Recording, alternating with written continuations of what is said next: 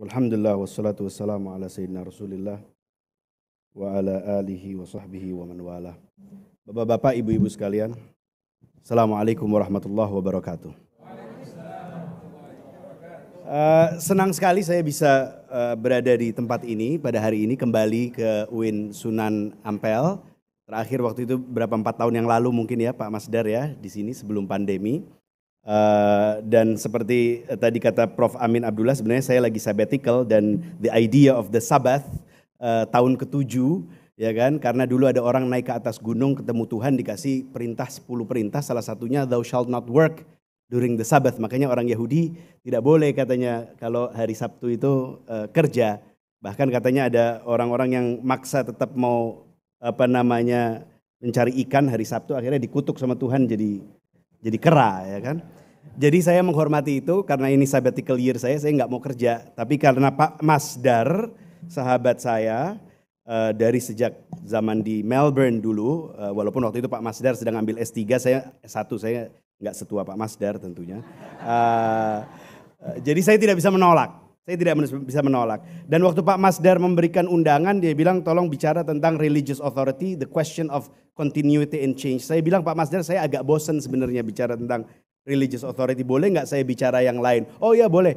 Tapi kemudian saya pikir-pikir lagi, kok kayaknya su'il adab ya. Orang diundang itu kan harusnya nurut yang undang. Masa orang undang terus menentukan tema sendiri. Jadi ya sudahlah, saya pikir karena kebetulan Pak Masdar meminta saya bicara itu karena saya menulis buku tentang religious authority, dan kebetulan juga bukunya versi Indonesia dari buku itu akan terbit sebentar lagi, diterbitkan Mizan. Jadi ya saya pikir oke lah, saya bicara tentang religious authority, khususnya mengenai pertanyaannya Pak Masdar tadi, yaitu tentang continuity and change. Pada saat kita bicara tentang religious authority itu, apa yang continue dan apa yang berubah. Nah tetapi untuk berbicara mengenai masalah apa yang continue dan apa yang berubah, pertama-tama kita harus jelas dulu otoritas itu apa. Karena kalau misalnya otoritasnya saja kita belum jelas, bagaimana kita bisa tahu apa yang berubah dan apa yang continue.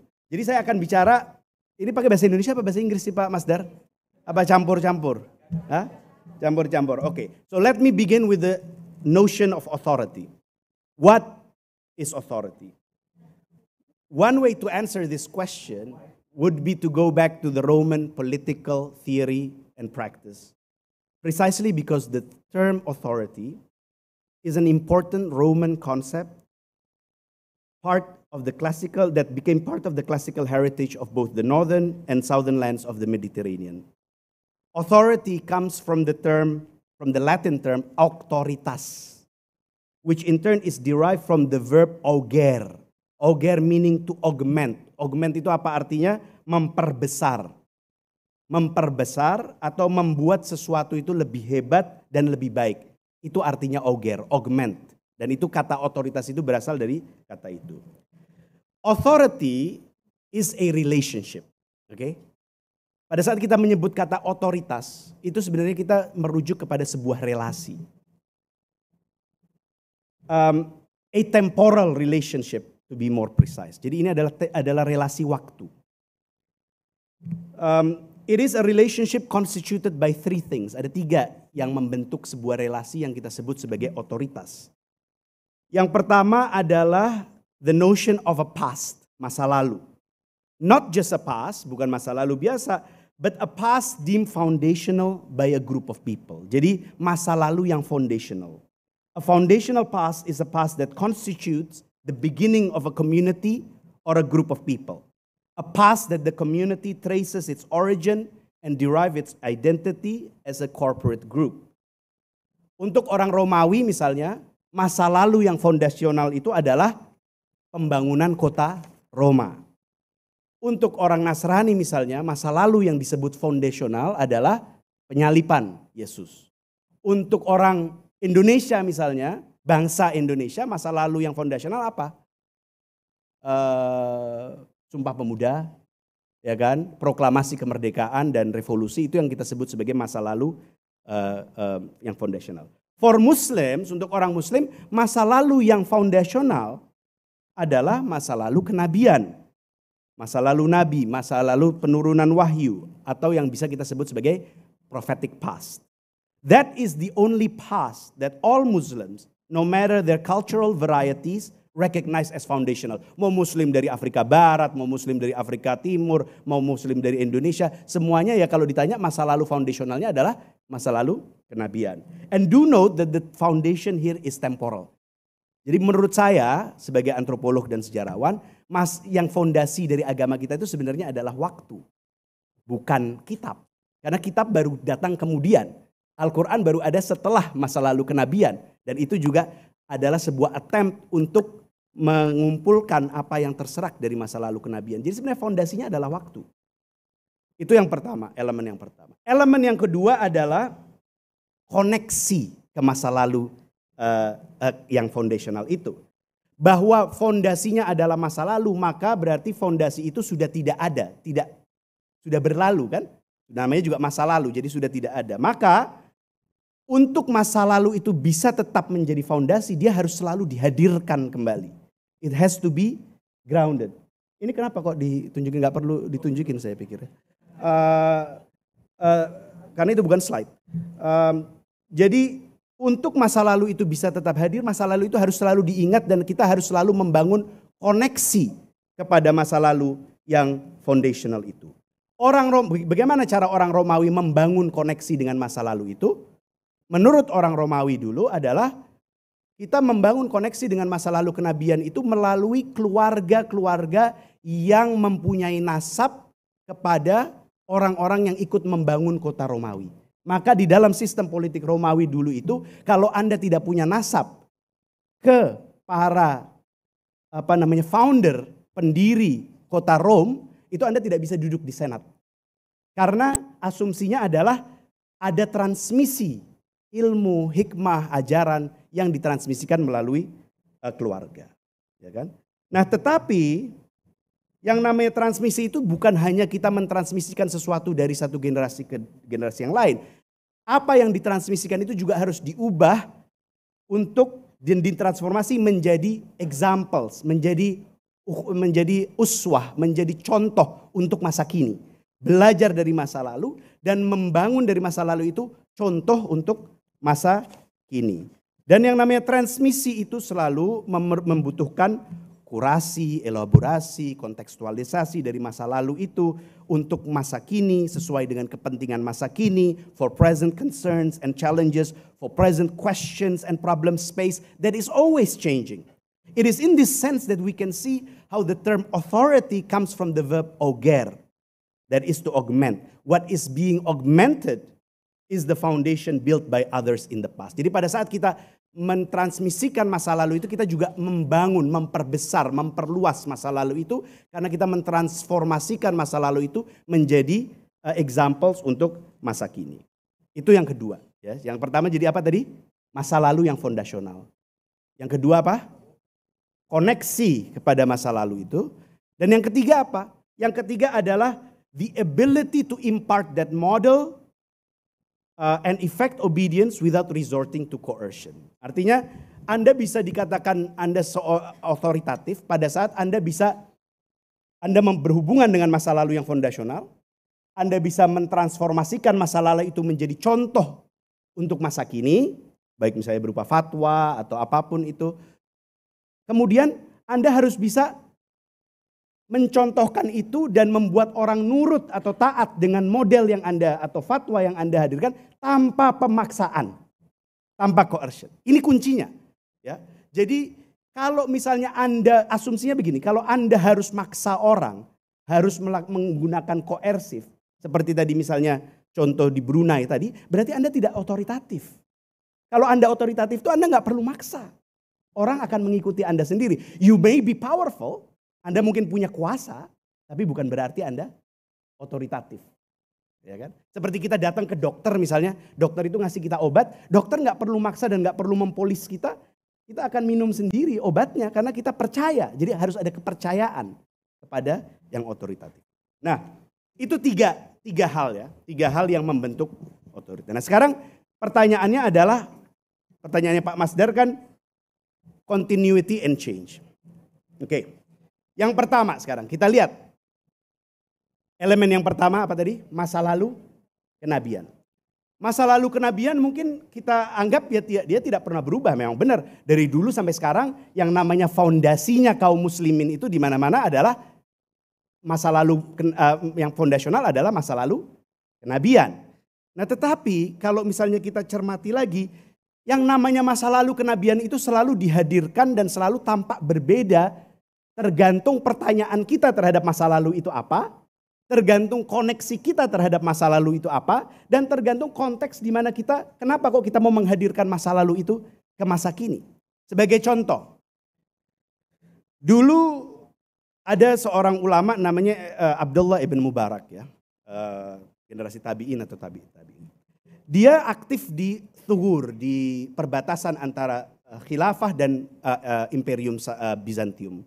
Dan dia memang seorang pejuang, dia menjaga perbatasan, dan dia nulis Kitabul Jihad yang sampai sekarang masih sangat influential dan digunakan oleh Syekh Dawud Fatani waktu dia melawan orang-orang Thai, digunakan oleh Zainuddin Al-Malabari waktu dia melawan orang-orang Portugis, dan digunakan oleh Abdullah Azam waktu dia bikin Al-Qaeda Jihad. Itu mereka mengquote banyak dari Kitabul Jihad.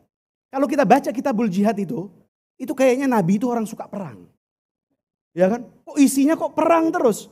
Dan kita kalau baca kitab-kitab Maghazi, dan salah satu kitab yang paling awal ya kan dalam literatur tentang kenabian sebelum sirah dan lain-lain, Maghazi dulu, itu isinya kan perang semua. Jadi kayaknya tuh masa lalu kenabian tuh isinya ya perang-perang aja. Jadi pantas kalau orang bacanya, belajarnya kitab-kitab itu ya senang perang, ya toh? Sekarang Anda compare itu dengan circle-nya atau kumpulannya Junaid al-Baghdadi di kota Baghdad, abad ke-10. Junaid al-Baghdadi juga punya murid-murid dan dia juga banyak berbicara tentang Nabi. Tapi potret Nabi yang muncul, yang diingat di kalangan Junaid al-Baghdadi itu ya, Nabi itu ya orang yang zahid, orang yang selalu spiritual, dan yang paling ditekankan itu adalah mi'rajnya Nabi ke hadratil ilahiyah, sehingga seorang sufi itu harus bisa mengikuti itu semua. Beda, masa lalu foundationalnya sama, tapi yang dihadirkan dari masa lalu itu akan selalu berbeda. Sekarang compare lagi dengan circle-nya Pak AA, siapa? Gimnastiar atau Ari Ginanjar. Itu di situ potret nabinya Nabi Muhammad sebagai CEO. Kenapa? Karena jamaahnya orang-orang urban middle class dengan neoliberal sense and sensibility, dengan etika neoliberal, maka maunya itu adalah the prophet of prosperity, ya kan, seorang nabi kemakmuran dan yang sesuai dengan cara-caranya. Nah ini jadi kan beda-beda, bapak-bapak, ibu-ibu sekalian, walaupun masa lalunya sama, tetapi portrayalnya pada saat dia dihadirkan kembali, dia akan selalu berubah. Karena apa? Pada saat kita berbicara tentang masa lalu, kita akan selalu memilah-milih, selalu ada kurasi, dan itu memang sejarah seperti itu. Maka tidak heran jika kalau misalnya kita lihat satu masjid bilang di situ, oh maulid itu sunnah, ya kan? Masjid yang satunya dibilang maulid itu bid'ah, nggak ada adanya mana. Ya memang bener dong, masa lalunya memang beda, masa lalunya sama, tetapi hadirnya beda. Itu yang pertama. Jadi berarti kalau misalnya kita lihat elemen yang pertama, ada yang continue dan ada yang selalu berubah. Masa lalunya continue, poinnya, tetapi penghadiran dari masa lalu itu selalu berubah. Itu elemen yang pertama. Elemen yang kedua apa tadi? Koneksi. Koneksi juga saya pikir berubah-berubah. Pada saat orang Arab mulai menduduki wilayah-wilayah Bizantium dan Sasanian setelah pasca kenabian, siapa sih yang dianggap otoritatif di tempat-tempat seperti Amsar yang didirikan oleh orang-orang Arab itu, seperti Basrah, Kufah, Fustat, dan lain-lain? Siapa? Ya orang-orang yang mempunyai nasab kepada Nabi atau melalui Imam Ali atau kepada sahabat-sahabatnya. Yaitu keturunan para penakluk orang-orang Arab ini. Kenapa demikian? Loh, karena ini kan yang lain kan muslim baru. Orang Persia, orang Armenia, orang Yahudi, orang Greek dan lain-lain yang baru jadi muslim. Nah terus mereka mau belajar Islam ke siapa? Ya ke anak atau cucunya orang-orang yang ikut dalam penaklukan itu. Yang mereka semuanya punya nasab ke Nabi atau ke sahabat. Jadi nasab pada awalnya adalah menjadi channel yang dianggap paling otoritatif untuk transmisi masa lalu kenabian, menghadirkan masa lalu kenabian ke masa kini. Nah terus kemudian semakin banyak orang non-Arab menjadi Muslim. Dan semakin banyak mereka juga mengatakan, loh kok ini akhirnya nanti kok yang jadi otoritas cuma orang-orang Arab. Kita juga bisa kok punya link ke masa lalu kenabian melalui apa? Melalui isnad, riwayatan hadis. Nah, jadi akhirnya apa? Isnad muncul sebagai salah satu konektivitas kepada masa lalu kenabian yang berbeda dari nasab tadi yang memungkinkan orang non-Arab menjadi otoritatif. Ya kan? Karena orang non-Arab nggak mungkin dia punya nasab kepada nabi atau kepada sahabat.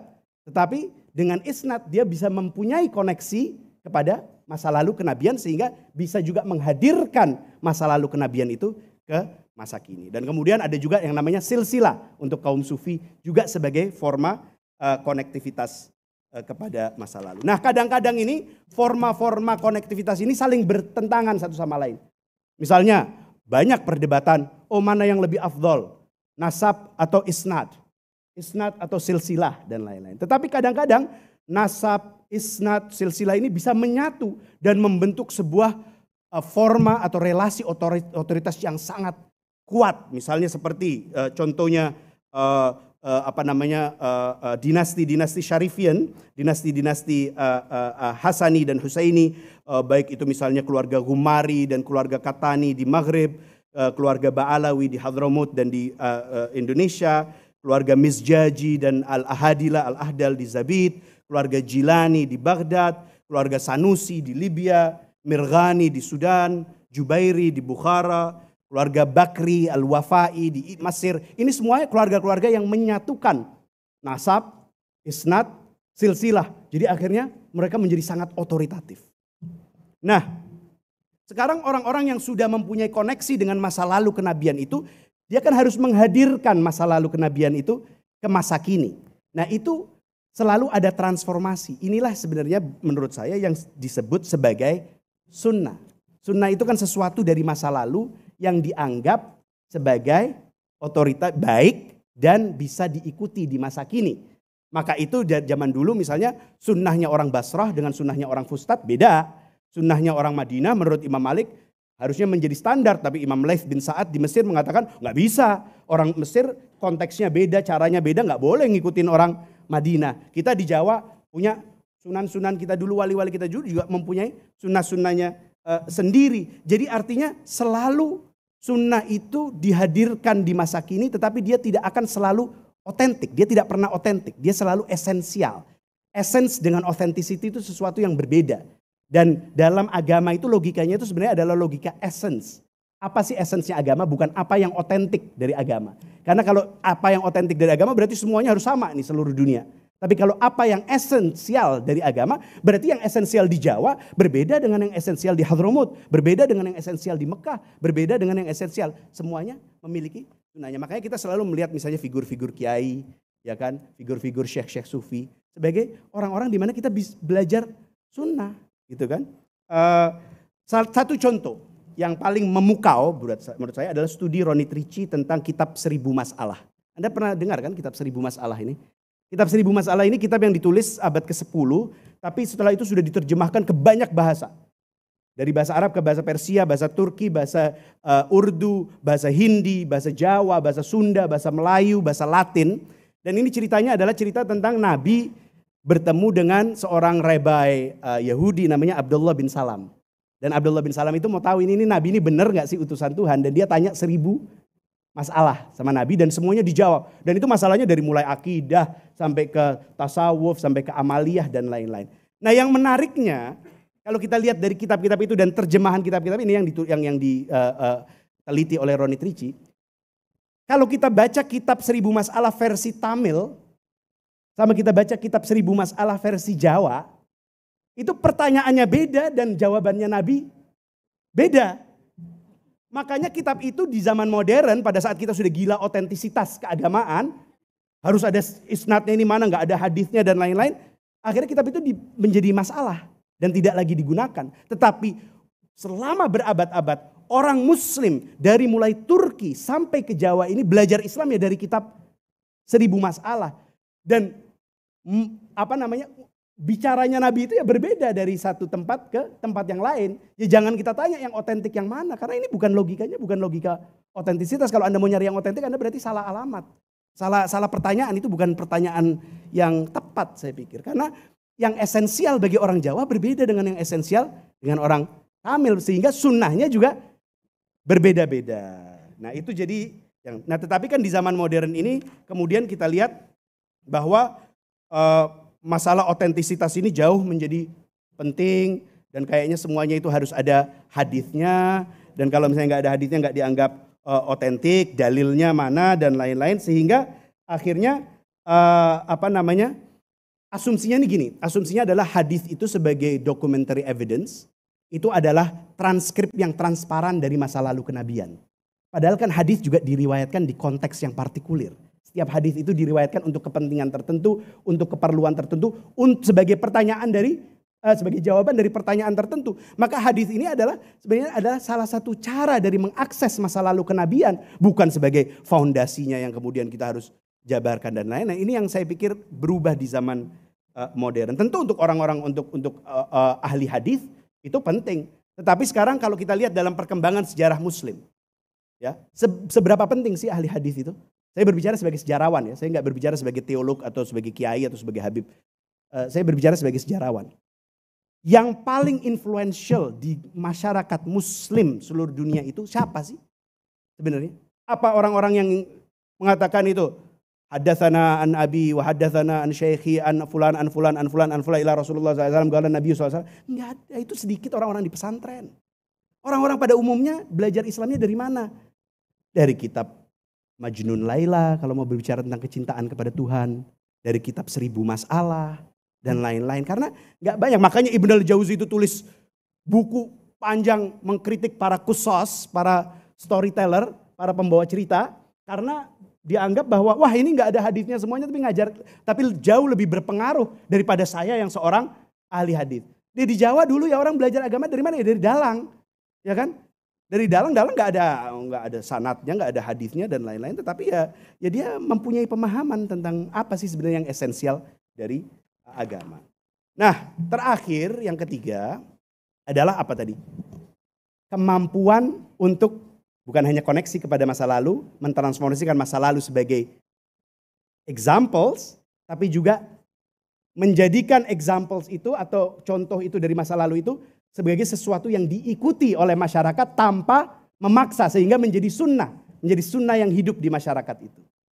Nah kalau begitu berarti apa? Orang itu butuh kerja keras untuk bisa membangun kepercayaan, ya kan? Yang namanya orang-orang di kampung-kampung itu kalau kita lihat ya, kiai-kiai, ustadz-ustadz, dia membangun langgar, dia membangun pelan-pelan, dia mengopeni jamaahnya, dia mengkultivate jamaahnya hari per hari sampai akhirnya apa? Masyarakat itu percaya dengan ini. Makanya tadi kalau kembali lagi ke kata Gus Nadir, masalah fatwa yang individual dan fatwa yang institusional, terkadang fatwa yang individual jauh lebih otoritatif ketimbang fatwa influensial. Contohnya apa? Waktu pandemi kemarin, Anda ingat waktu pandemi, NU, Muhammadiyah, MUI mengeluarkan fatwa, oh sholat Jumat, nggak perlu sholat Jumat ya kan?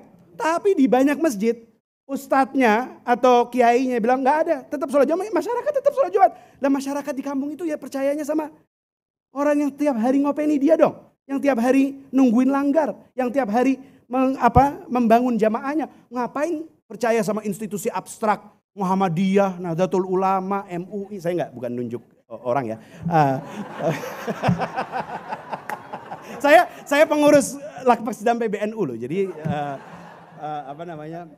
Nah, jadi artinya apa? Otoritas itu membutuhkan kerja keras. Asumsinya gini, Anda itu tidak bisa membangun sunnah. Anda tuh bukan mentransmisikan dan merealisasikan sunnah karena Anda otoritatif, tidak. Tapi Anda bekerja mentransmisikan sunnah dan merealisasikan sunnah, maka Anda menjadi otoritatif. Dan otoritas itu dibangun dalam waktu yang lama dan bisa dalam sekejap hilang. Contohnya Pak AA, ya kan? Pak AA masa lalu kenabiannya dia memperlihatkan Nabi SAW sebagai figur bapak dan suami yang baik dan lain-lain yang sangat cinta kepada istri. Makanya ibu-ibu seneng kan? Tiba-tiba dianya kawin lagi. Ya kan akhirnya runtuh kan otoritasnya.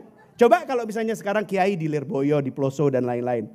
mau kawin 4, mau kawin cerai, nggak akan runtuh otoritasnya. Karena gambaran Nabi yang selalu dihadirkan di kelompok-kelompok ini adalah gambaran yang tidak seperti itu, yang bukan seperti gambarannya orang-orang perkotaan yang modern. Jadi bapak-bapak, ibu-ibu sekalian, berarti apa? Berarti kalau kita berbicara tentang kontinuitas dan perubahan, berarti apa? Kalau religious authority ini ya, kalau kita sudah bedah menjadi 3 elemen ini, berarti memang ada yang berubah dan ada yang tetap. Yang tetap apa? Yang tetap adalah 3 elemen tadi. Masa lalu, harus ada masa lalu. Harus ada koneksi kepada masa lalu dan mentransmisikan masa lalu itu menjadi sebuah model. Dan harus ada membangun kepercayaan sehingga kita bisa menjadi otoritatif, tidak harus memaksa, tidak harus menggunakan kuasa, ya kan? Nah, berarti apa? Ini 3 elemen ini continue dari dulu sampai sekarang ya, ini 3 elemennya. Tetapi 3 elemen ini isinya beda-beda terus, isinya berubah terus.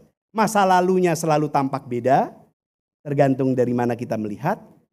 Koneksinya dan form of connection ke masa lalu itu juga beda-beda. Malah sampai sekarang ada orang yang menganggap bahwa Google dan AI dan artificial intelligence bisa menjadi koneksi kepada masa lalu.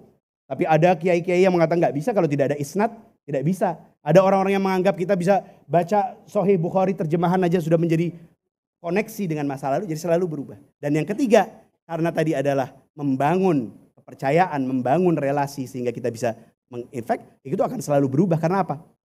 Cara-caranya akan selalu berubah. Di tiap tempat cara kita membangun kepercayaan itu beda. Infrastruktur yang digunakan juga selalu beda-beda. Dulu ada teks, sekarang ada komputer. Teknologinya selalu berbeda-beda. Dan bentuk jamaahnya juga selalu berbeda-beda.